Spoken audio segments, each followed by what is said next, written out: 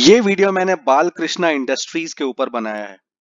India में tyre industry से related जितनी भी कंपनीज हैं, उन कंपनीज में सबसे ज्यादा पैसे ये कंपनी बनाती है। इस वीडियो में हम बात करेंगे इस कंपनी के बिजनेस के बारे में और जानेंगे कि इस कंपनी में ऐसा क्या स्पेशल है जिसकी वजह से ये इतना पैसा बनाती है। वीडियो शुरू करने के पहले मैं स्पेशल थैंक्स बोलना चाहूंगा एम एस प्रसाद सर को। एम एस प्रसाद सर मेरे चैनल के सब्सक्राइबर हैं और वो एक्टिवली मेरे बनाए हुए वीडियोस देखते हैं। प्रसाद सर इस इंडस्ट्री से जुड़े हुए हैं और वो जिस कंपनी में काम करते हैं उसका कस्टमर है बालकृष्णा इंडस्ट्रीज। प्रसाद सर ने मुझे कांटेक्ट किया और खुद ही बोला कि उन्हें अच्छी नॉलेज है टायर इंडस्ट्री के ऊपर और वो जानते हैं कि टायर इंडस्ट्री में बालकृष्णा इंडस्ट्रीज नंबर 1 कंपनी है। सर थैंक्स आपको जो आपने बालाकृष्णा इंडस्ट्रीज से रिलेटेड मेरे साथ इंफॉर्मेशन शेयर की। मैं इस इंफॉर्मेशन को अपने व्यूअर्स तक पहुंचा पाऊंगा और सबका फायदा हो सकेगा। Balkrishna industries of highway tyre बनाती है।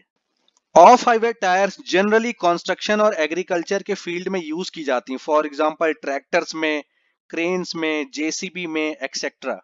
ये कंपनी ना सिर्फ इंडिया में ऑपरेट करती है बल्कि इंडिया के बाहर भी ऑपरेट करती है। इसका यूज होता है agriculture, industrial, construction, earth moving, mining, port, lawn, garden and all terrain vehicles tyre में। ये बिजनेस एक तरह का लो वॉल्यूम बिजनेस है, मतलब बहुत ज्यादा बल्क में ऑर्डर्स नहीं आते हैं। इस बिजनेस की एक और बड़ी रिक्वायरमेंट ये है कि इस बिजनेस में खूब सारे स्टॉक्स मेंटेन करके रखने पड़ते हैं, क्योंकि कस्टमर की नीड जो है काफी डाइवर्स होती है। फॉर एग्जांपल, सेम टायर है, उसी टायर का खूब सारा साइज रखना पड़ता है, अलग अलग वेट में रखना पड़ता है, अलग अलग मटेरियल का बना हुआ टायर होना चाहिए। तो ये एक यूनिक तरह की डिमांड होती है जो इस बिजनेस के लिए रिक्वायर्ड है। ये जिन सेगमेंट्स को सर्विस प्रोवाइड करते हैं उनमें से एग्रीकल्चर नॉन साइक्लिकल बिजनेस है, जबकि बाकी सारे सेगमेंट जैसे इंडस्ट्रियल हो गए, कंस्ट्रक्शन हो गया, माइनिंग हो गया, ये सारे सेगमेंट्स जो है साइक्लिकल बाय नेचर हैं। तो नॉन साइक्लिकल का मतलब ये है कि रिसेशन आता है या इकोनॉमिक डाउनटर्न आता है तो एग्रीकल्चर पे कोई इम्पैक्ट नहीं पड़ता है, जबकि जो दूसरे सेगमेंट हैं उन पे इम्पैक्ट पड़ता है। इस कंपनी का एक पॉजिटिव पॉइंट ये है कि इनकी जो टोटल सेल्स है उसका जो 1/3 है वो आता है इनके साइक्लिकल बिजनेस से और रिमेनिंग 2/3 आता है एग्रीकल्चर से, जो कि नॉन साइक्लिकल बाय नेचर है।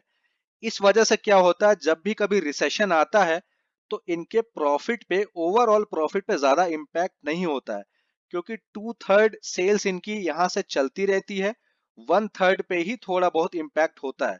तो ओवरऑल ये प्रॉफिट अच्छा मेंटेन कर पाते हैं। इस कंपनी का दूसरा पॉजिटिव पॉइंट मुझे ये लगा, आप देखिए मैंने इनका सेल्स का डेटा दिखाया है, तो 71% सेल जो है रिप्लेसमेंट से हो रही है, 27% ओईएम से हो रही है।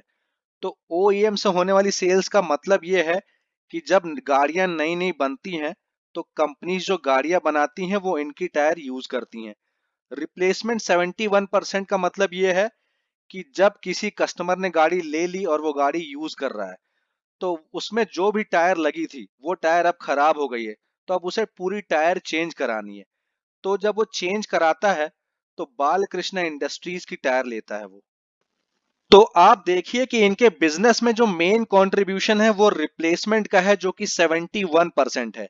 अब इसका फायदा इन्हें ऐसे होता है कि मान लीजिए रिसेशन आ गया, रिसेशन आ जाता है तो लोग गाड़ियां लेना बंद कर देते हैं। गाड़ियां लेना बंद करते हैं तो गाड़ियां बनाने वाली कंपनीज जो ओईएम्स होती हैं वो इनकी टायर लेना बंद कर देती हैं। तो इनकी जो सेल्स होती है, जो यहाँ पे 27% सेल्स दिख रही है, इस पे इम्पैक्ट आ जाता है। लेकिन जो यहाँ पे 71% सेल्स दिख रही है इस पे कोई इम्पैक्ट नहीं आता है, क्योंकि जो लोग गाड़ियां ऑलरेडी ले चुके हैं अगर उनके गाड़ियों की टायर खराब हो गई तो वो टायर तो चेंज कराएंगे ही कराएंगे, चाहे कुछ भी हो जाए। बिना टायर चेंज कराए तो उनका काम चलेगा नहीं, गाड़ियां चलेंगी नहीं। तो इसलिए वो, उन्हें जब भी खरीदना होगा, रिक्वायरमेंट होगी, तो वो खरीदेंगे ही खरीदेंगे, चाहे रिसेशन ही क्यों ना हो। और ये चीज इनके बिजनेस को नॉन साइक्लिकल बना देती है। जनरली आप देखेंगे कि ऑटोमोबाइल इंडस्ट्री का जो बिजनेस होता है वो साइक्लिकल होता है, बट इनका बिजनेस बहुत ही स्पेशल है जो कि नॉन साइक्लिकल है। यहाँ पे मैंने आपको व्हीकल्स दिखाई हुई हैं कि किस तरह की व्हीकल्स में इनके टायर यूज होते हैं। जैसे एग्रीकल्चर टायर्स में अगर आप देखेंगे तो कॉटन पिक हार्वेस्टर है, ट्रैक्टर है, टैंकर है, ट्रेलर है। यहाँ पे इंडस्ट्रियल टायर्स में आ जाओ तो आप देखोगे लोडर हो गया, मोबाइल क्रेन हो गया, कॉम्पैक्टर हो गया। यहाँ पे ओटीआर में आ जाता हॉल ट्रेन, स्क्रैपर एक्सेट्रा। यहाँ पे मैंने आपको दिखाया है कि कौन कौन से सेक्टर में इनके कौन कौन से ब्रांड्स हैं टायर के। तो आप देखिए एग्रीकल्चर में है agri max, ride max, multi max. उसी तरह ओटीआर में है अर्थ मैक्स, लॉजिस्टिक्स में है पोर्ट मैक्स, क्रेन टायर्स में है ब्रांड आयरोमैक्स। ये है इनके क्लाइंट्स की लिस्ट। खूब सारी कंपनीज हैं बाहर की, जैसे जॉन डियर हो गई, न्यू हॉलैंड एग्रीकल्चर। यहाँ इंडस्ट्रियल टायर के लिए आप देखिए टेरेक्स है, विटजेन ग्रुप है। ओटीआर टायर्स के लिए जेसीबी है, ग्रीव्स है एक्सेट्रा। इस कंपनी का 82% रेवेन्यू एक्सपोर्ट से आता है। इस कंपनी का ग्लोबल मार्केट शेयर 5% है, जो कि ऑलरेडी बहुत ज्यादा है, लेकिन इस कंपनी का टारगेट ये है कि आगे फ्यूचर में 5% को ये 10% करेंगे। इनका सबसे ज्यादा रेवेन्यू यूरोप से आता है जो कि 51% है। उसके बाद आता है इंडिया से जो कि 18% है। फिर अमेरिका से आता है 17% और बाकी सारी जगह से आता है 14%। ये है इनके कॉम्पिटिटर्स की लिस्ट, जिसमें आते हैं Michelin, Trelleborg, Apollo tyres, MRF, CST, Yokohama, Goodyear, Bridgestone. ये कंपनी प्राइस इस तरह से रखती है कि इनका जो प्रॉफिट मार्जिन होता है वो होता है 25 से लेके 28% का। और जो भी इनके कॉम्पिटिटर्स हैं, इनके प्रोडक्ट का प्राइस अपने कॉम्पिटिटर से 10 से 15% कम होता है। तो इस कंपनी का एक और बड़ा पॉजिटिव पॉइंट ये है कि ये कंपनी जो है अपने प्रोडक्ट का प्राइस कॉम्पिटिटर से कम रखती है, और उसके बाद भी ये लगभग 25 से 28% का प्रॉफिट मार्जिन जनरेट कर पाती है। ये कंपनी ऐसा इसलिए कर पाती है क्योंकि टायर मैन्युफैक्चरिंग का बिजनेस बहुत ही ज्यादा लेबर इंटेंसिव है। मतलब खूब सारे लेबर्स की जरूरत पड़ती है इस बिजनेस में। और क्योंकि Balkrishna industries India based company है और इसके मैन्युफैक्चरिंग प्लांट्स इंडिया में है, तो इस कंपनी को सस्ते दाम पे लेबर मिल जाते हैं, जिस वजह से ये कंपनी सस्ते दाम पे अपना प्रोडक्ट बना पाती है और उसे सस्ते दाम पे बेच भी पाती है। तो बाकी सारे कॉम्पिटिटर के साथ क्या होता है, जो बाहर की कंपनीज हैं, उनको लेबर जो मिलता है वो काफी महंगे दाम पे मिलता है, जिस वजह से टायर मैन्युफैक्चरिंग करने का कॉस्ट उनके ऊपर ज्यादा पड़ता है और वो सेलिंग प्राइस भी ज्यादा रखते हैं। तो इस वजह से जो बालकृष्णा इंडस्ट्रीज अपने कॉम्पिटिटर से 10 to 15% का प्राइस कम रख रही है, उसका मेन रीजन यही है कि बालकृष्णा इंडस्ट्रीज को सस्ते दाम पे लेबर मिल जाते हैं। और इसी वजह से ये कंपनी ग्लोबली बाहर की कंपनियों से compete कर पाती है। जैसा कि मैं आपको ऑलरेडी बता चुका हूं कि इस बिजनेस में खूब सारी वैरायटीज चाहिए होती हैं टायर्स की। तो देखिए, ये 2700 एसकेयूज मैन्युफैक्चर करते हैं अलग अलग टायर्स। तो कस्टमर बहुत ही खुश हो जाता होगा, उससे लगता होगा कि एक ही जगह पे सारी चीजें अवेलेबल हैं। जो उसे चाहिए, जिस तरह की टायर चाहिए, वो सारी टायर्स उसे मिल जाती हैं यहाँ पे। कंट्री वाइज इनका पोर्टफोलियो डाइवर्सिफाइड है क्योंकि ये 160 अलग अलग कंट्रीज में अपने प्रोडक्ट सेल करते हैं। सबसे अच्छी चीज मुझे क्या लगी कि इनका जो भी टायर बनता है, जो भी प्रोडक्ट बनता है, तो उसका जो भी मैन्युफैक्चरिंग प्रोसेस होता है, तो ओवरऑल प्रोसेस में वो 450 टेस्टिंग स्टेज से होके गुजरता है।